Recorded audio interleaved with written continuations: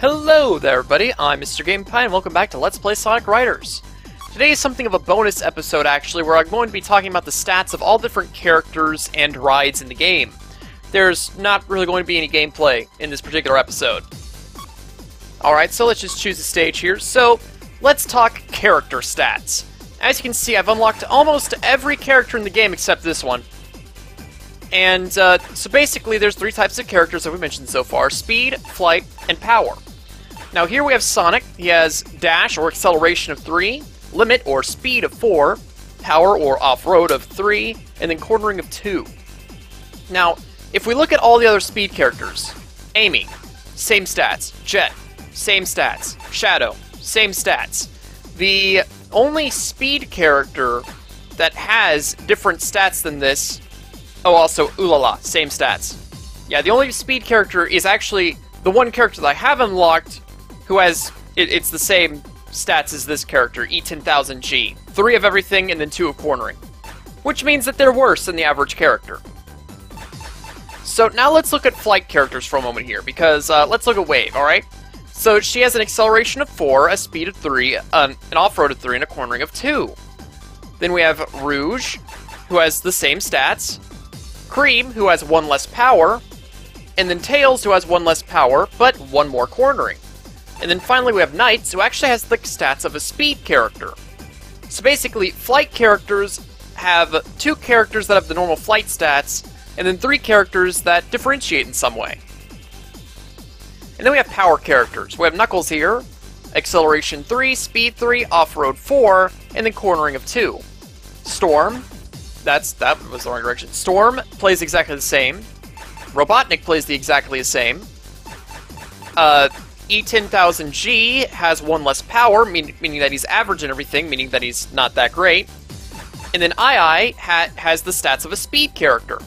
Because that's the thing, these Sega characters, they all have the stats of a speed character, despite the fact that they're all the different types of characters. And then, yeah, I mean, there are other couple extra special things, like Robotnik, he can only use the bikes in the game. And the E10000G characters can only use boards in the game. And let's see here, Shadow's default board is actually skates, although he can use any kind of board in the game. There's nothing stopping him from using those. And yeah, other than that, I think that we've covered all the special character things. Cream is the lightest character in the game, meaning that her boosts, her speed boost lasts longer than anybody else's. And yeah, that's all the characters. So now let's go back a little bit. Back even further. Still further. Back to this screen. And now we're going to look at the gear gallery, because there's a lot of gear in this game, so let's take a look. So here we have the character-specific rides, and despite the fact that these stats match the stats of each character involved, it doesn't do anything to their stats at all, actually.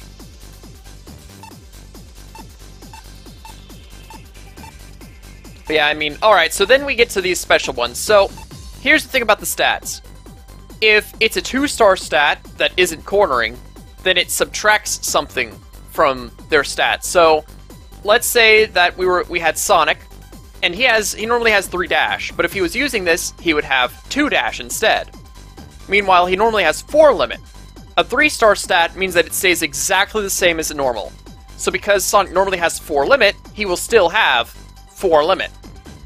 And then because he has 3 power, he would be brought down to 2 power. And then 2 cornering is average. 2 cornering doesn't change anything. 1 cornering makes you lose 1 cornering. 0 cornering makes you lose 2 cornering. And then 3 cornering makes you have 1 extra cornering.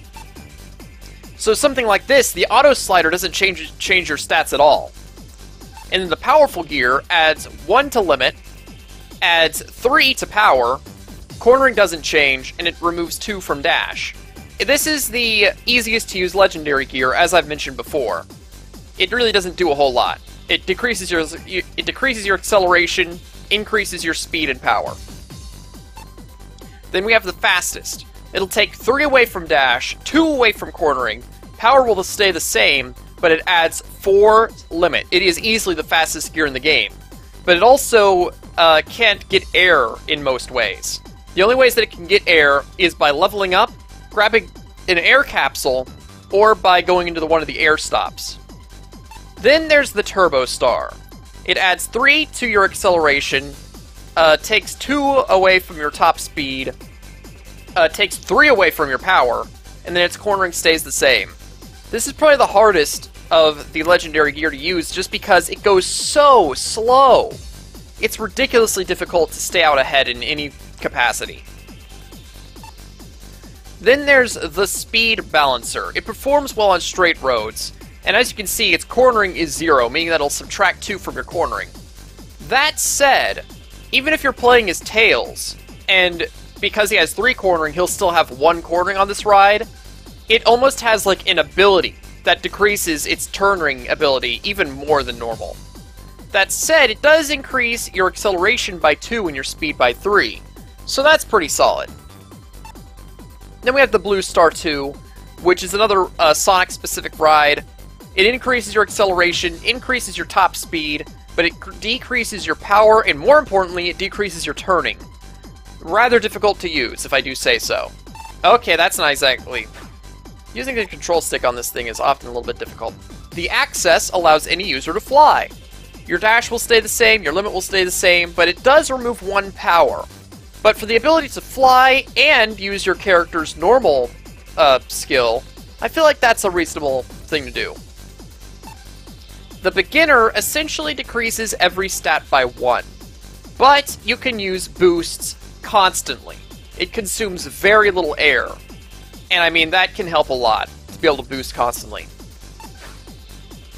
The Accelerator is like a less extreme version of the Turbo Star. It has good acceleration, but it decreases 1 in dash, it decreases your speed and power by 1 each. Then you have the Trap Gear. Basically, by pressing L and R at the same time, you can create a tornado behind you. And if an enemy is directly behind you, it will spin them out.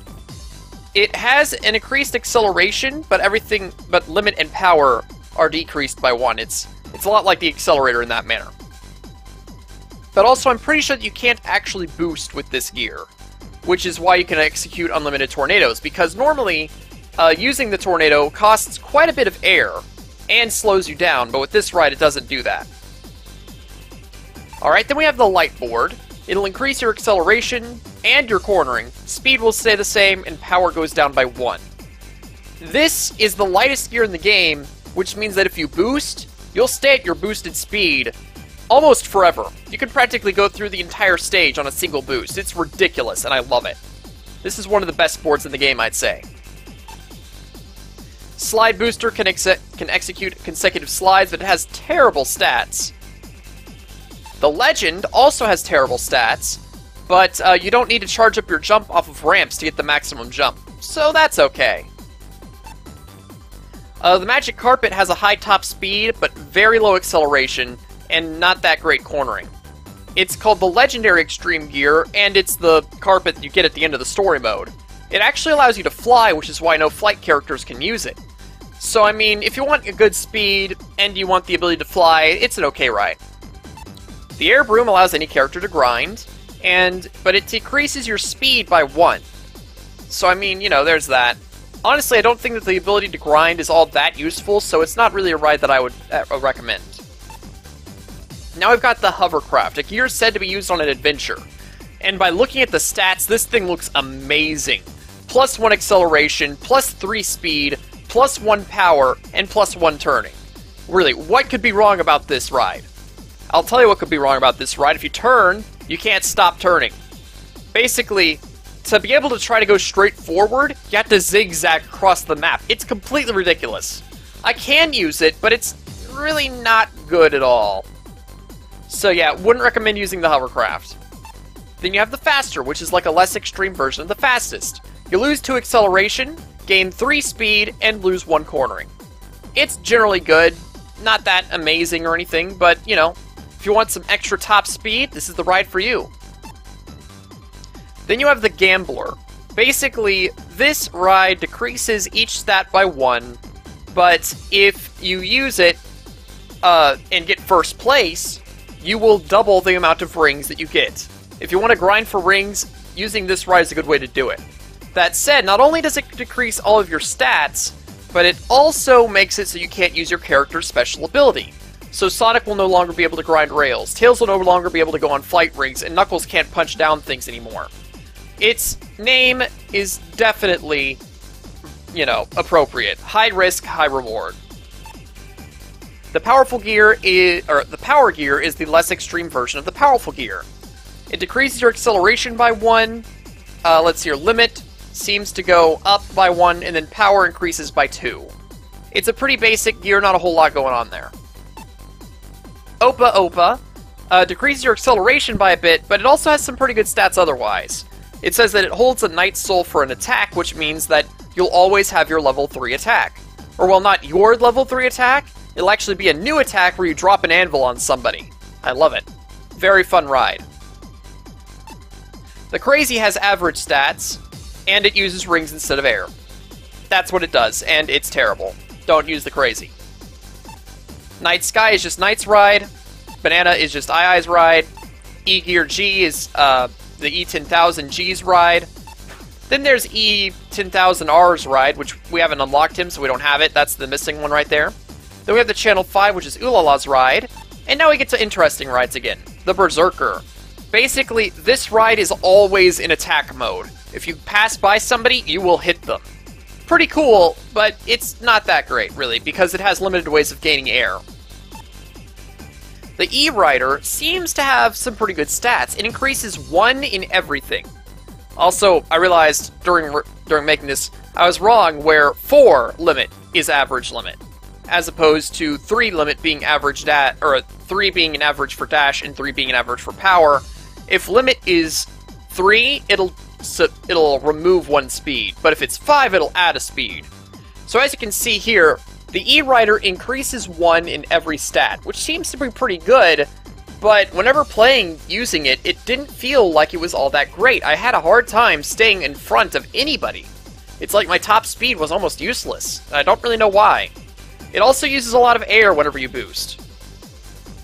So yeah, that's that ride. Then there's the Air Tank. It's not very good stat-wise, but it has a lot of air. It's a little bit like the Beginner in that regard, where you can boost a lot with it, but its stats are even worse, so I wouldn't recommend it. Then you have the Heavy Bike. It has, like, 2 extra speed, 2 extra power. Its acceleration is decreased by 1, and its cornering is decreased by 1. But it has the amazing ability in the fact that you ignore turbulence. I used this ride in the Grand Prix mode, whenever I was demonstrating that. So, definitely one of my favorite rides in the game. Then there's the Destroyer. It gives every character the ability to knock objects out of the way like a power character. But its speed and acceleration are not that great. Then we have the Omnipotence. Super Gear. All skills granted to a character. Basically, with this ride, you can use all of the abilities. You can fly, you can grind, and you can knock things out of the way. But its stats are pretty terrible, and you don't get air whenever you use the ability pathways. So if you grind on a rail, you don't get air for it. You don't lose air while doing the ability pathways, so that's still nice. But, yeah, I don't find this very useful because even though you're going to be constantly going on ability pathways, one of the main draws to going on ability pathways is the fact that you gain air while doing it. So, not that great. Then we have the Cover S. There's basically 3 of these bikes where they're character type specific. So we have S, F, and P, all related to the character's abilities. And basically, these rides are meant to average out the character's stats to generally be all good. And I'd say that it does it well. All these rides are pretty good. Then you have the Hang On with basic stats. It changes the music. Super Hang On, basic stats, changes the music to something else. Basically, Hang On and Super Hang On are video games made by Sega, and it changes the music to songs from those games. Darkness is Shadow's basic ride, and it actually has less power than normal, but it doesn't use a whole lot of air whenever you try to use it, so that's good. The grinder is very similar, except it allows any character to grind. And it also has a good speed limit, so I would recommend this over the broom ride. Advantage S is tied for the fastest, for the highest top speed in the game. And it can gain air in any way, but unlike the fastest, which has some other decent stats, the Advantage S has 1 in everything, making it pretty bad other than its ridiculous top speed. That said, it does have the ridiculous top speed and the ability to gain air in any possible way. So if you want the highest top speed in the game but don't want to use the fastest, this can be an alternative to it.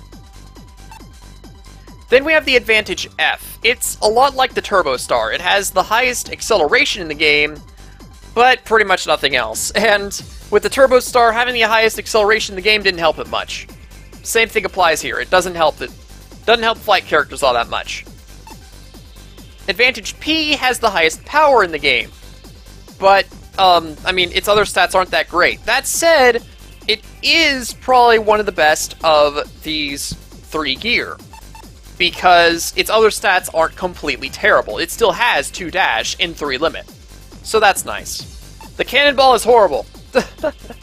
If your character excels in a particular stat, then they will have 1 of that stat. So Tails, he excels in acceleration and turning. So he will have 1 acceleration and 1 turning. Thing is that the cannonball is like the fastest. It has very few ways of gaining air. And so the fact that it can execute constant boosts doesn't help. The boosts are also very small and very short. So the cannonball is not a ride that I would ever recommend. Don't use the cannonball. And with that, we've been over all the rides in the game. So yeah, I mean, from here on out, it's basically, do you guys want this series to continue at all? Because if you want to see me use a character, want to see me use a specific ride, want to see me use a character and ride on a specific course or a specific Grand Prix, let me know and I'll demonstrate whatever y'all want. Those videos probably won't have any commentary to them. Maybe just a short little description of what's going on down in the description of the video. But, yeah, that's basically it. If y'all want to see more Sonic Riders, let me know. Tell me what y'all want me to do. But from here on out, this is the end of the series. I've had a good time with this one. It's been a lot of fun. But I'm definitely looking forward to the next game on the list. So until next time, guys, I'm Mr. Game Pie. See you later.